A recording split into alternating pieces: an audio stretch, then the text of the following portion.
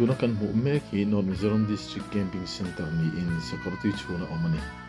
Pennetin Thlirna tun chu District Enkolna Huaya Pathian Thlirna Pentecostal School of Ministry PSM Chungchang ani. Kumsang ni somni malama chuan District Headquarters Kaushan Committee Room te PG Higher Secondary School te Arem Chandan ang anga Pathian Thlirna Sikul hi kalpui along ni tok thina. Kumsang ni somni COVID-19 rilen nulama ero remchang takmain district in camping center anei muna hian Pathian Thlirna school hi riak du ta nei thin anita ani me ni somni paru ninga ni hi kumsang ni le somni panga chunga ta zirlai te hing inzia lu ni registration day ani a kumsang ni somni panga hian zirlai somthum panga inzia lu din registration day hi abikin batch thar te pola zirna kalpung le kun bi te ba ka ti le ti lo tur in hriat ni atana manthin ania hei ba ka hian zirti tu ten an ngai poimo tak pakhat pathian hena in hlanna atan war takin he registration day hi an hmang thin ani Pentecostal School of Ministry Bible zirna lo chhuah dan hi abul thum atangin an sei don ta ila kauthanin rongbol tu achhor Pathian Thlirna le training nei lem lo rongbol turin tlak le thatak tak pastor te hial hanni enga mazat kauthan hian anei do thina chumi te rongbol na chu lalpan amanga kauthan enkol na thok le chanchin thil telam na thok mi tam tak Pathian thiak thi an lo to thin ani Musang sa ko sompriat panga July thla District Board Resolution number song pangana chuan hetianga pathian mi mante pola Bible hal san bot sai ni se ti chu pasta a aminga leadership training ti in hi moi tak awa nge committee po hi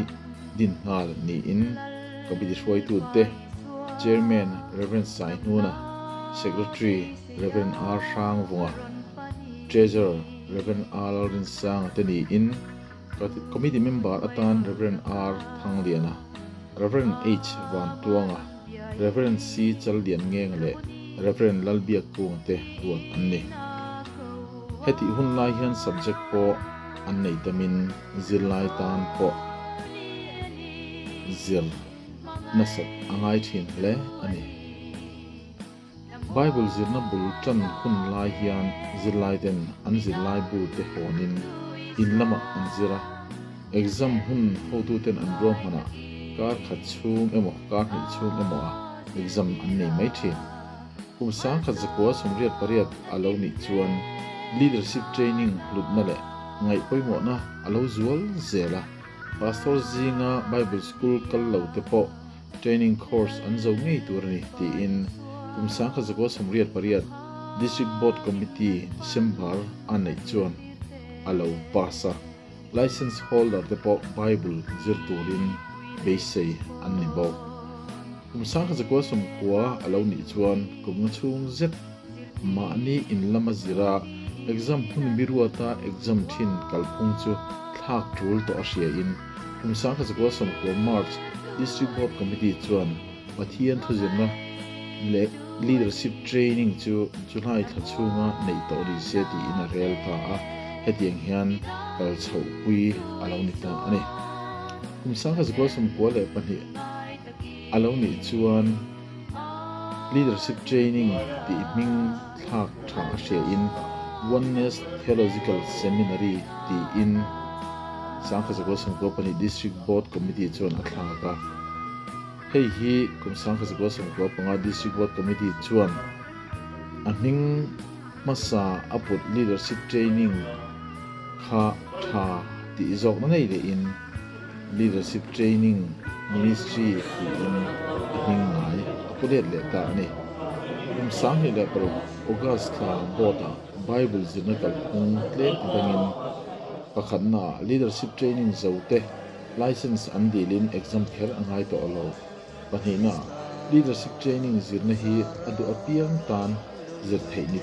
ni to se ti te pathumna July thla a Bible zirna nei thin chu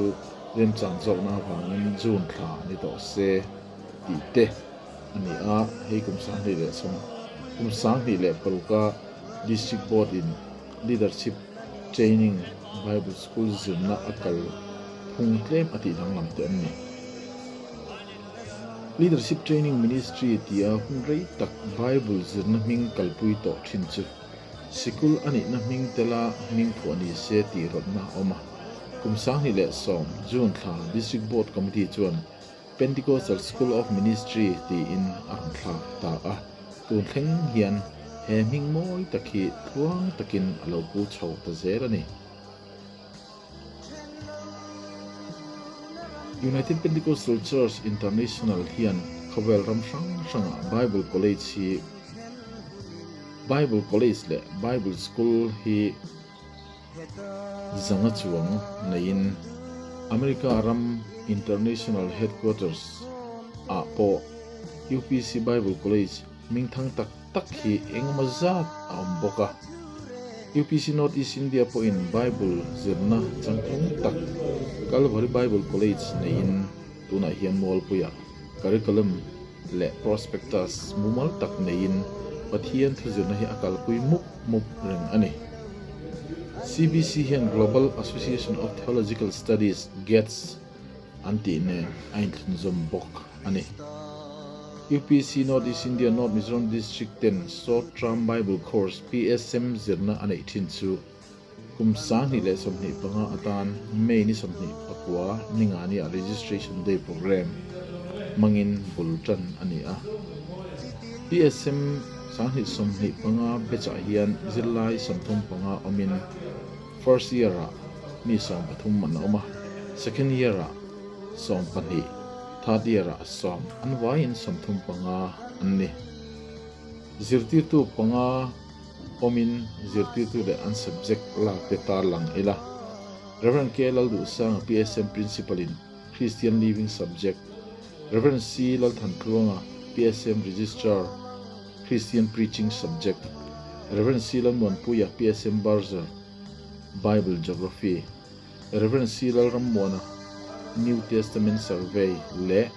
Pastor Lal du Sakasaza BD in Old Testament survey subject te anla ani Pentecostal School of Ministry zirna atang hian pathian kauthan enkola chongdian tu rongbol tu ro pui tak te chanchin thashil nakonga mishat le voisan tak te siam thatnan ha thoka mithokrim tak te cherchua ani to a Bible zirna din ani atang a tun thlengin lalpan he Bible zirna hi shiak athi ani ti hairol ani lo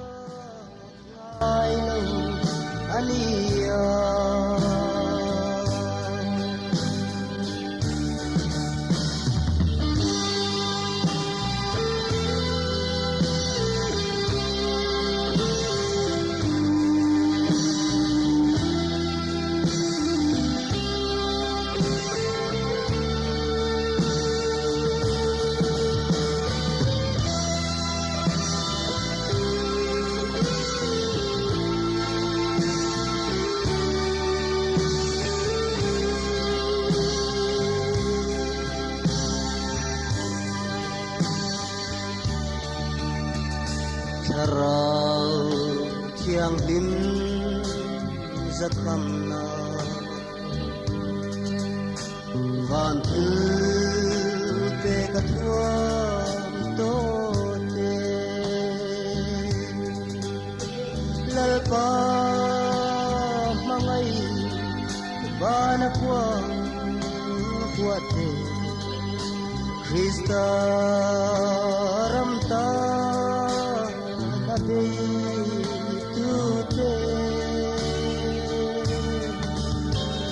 Charau salta suai chua selhi kan lal lukhum turam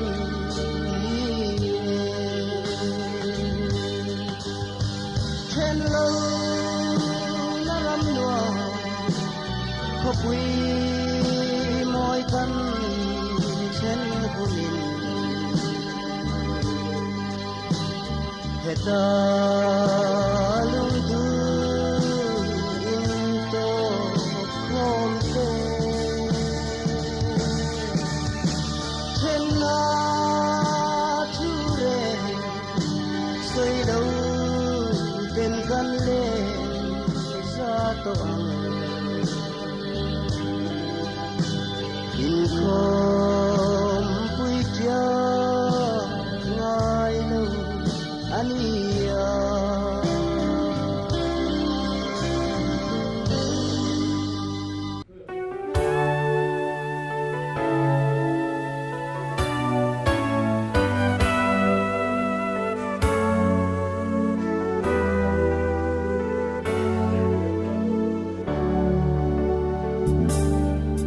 Sua la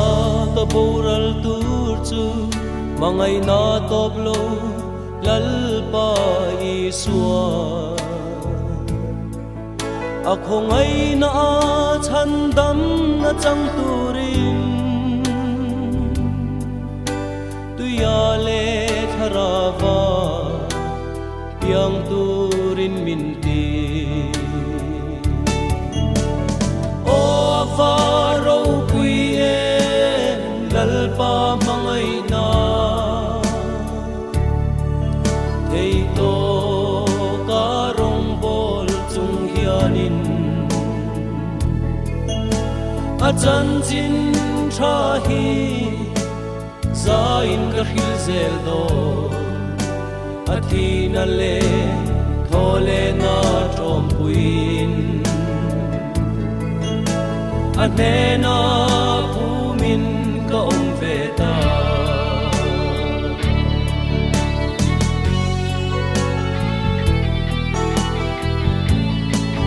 hei lo chu chan chin tha le chan dam na fam kim a om si lo ring chung a ming a baptisma chan chu kan sual na zong te ngai dam na alo ni o faro puien lalpa mangai na thei to karong bol chung hianin a chanchin tha hi zain ka hil zel do athina le thole na jom puin ane na pumin ka om ve ta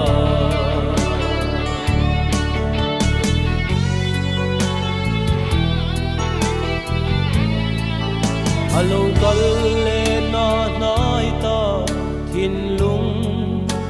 alam ma hon thevin in ring reng in lal pa chui thirang u kan rin lo lanin alo kal don si a o faro puien lal pa mangai na thei to karong bol chung hianin a chanchin tha hi zain ka hil zel do athina le thole na tom puin ane na pumin ka ong ve ta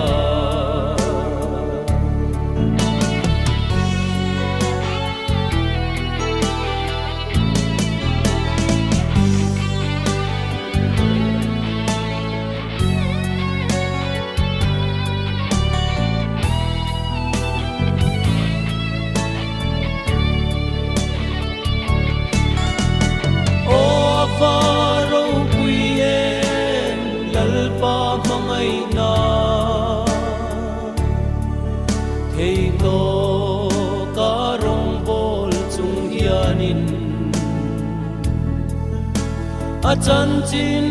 tha hi zain ka hil zel do athina le hole na tom puin anena kumin ka om veta anena kumin ka om veta anena kumin ka om veta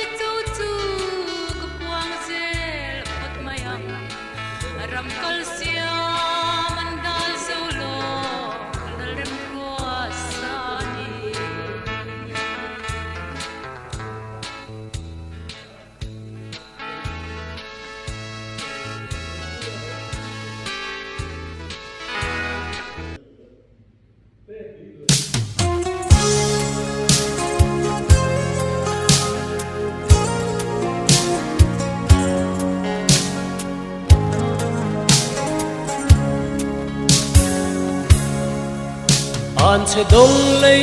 sinh pha tên nun na kan nei na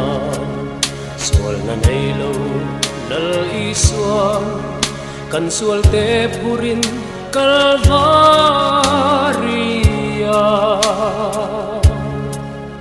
amang ay na luang liamin cross to tuarin thana an zalta ma se thi na chel len